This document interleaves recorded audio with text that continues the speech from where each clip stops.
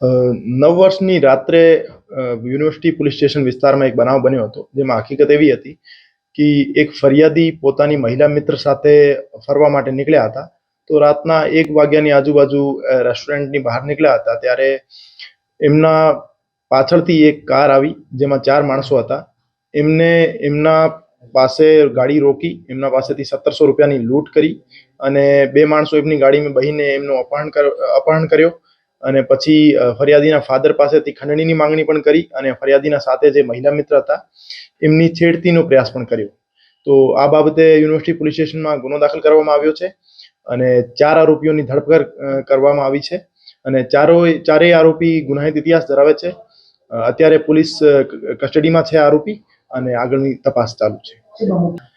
આમાં કુલ 4 આરોપી છે: વિપુલ મહેતા, અલ્પેશ મકવાણા, પરિમલ સોલંકી અને વિજય સોલંકી. કોઈ પોલીસની ઓળખ આપી હતી, શું કઈ રીતે? આમાં 4 માંથી એક આરોપીએ પોલીસની ઓળખ આપી ફરિયાદી પાસેથી એમના આઈડી કાર્ડ માંગ્યા હતા અને કીધું હતું કે તમે અડધી રાત્રે મહિલા મિત્ર સાથે અહીંયા શું કરો છો, અને આવું કહીને ડરાવી ધમકાવીને એમના પાસેથી પૈસા પડાવ્યા હતા અને ખંડણી માંગવાનો પ્રયાસ, એમના ફાધર પાસેથી ખંડણી પણ માંગી. લોકેશન કોઈ ટ્રેસ? ફરિયાદી દ્વારા એમના મધર ફાધરને બોલાવવામાં આવ્યા હતા કે અમને પોલીસે પકડી લીધા છે, તમે અહીંયા જગ્યા ઉપર આવો. તો આ દરમિયાન આરોપી ત્યાંથી નાસી છૂટ્યા હતા.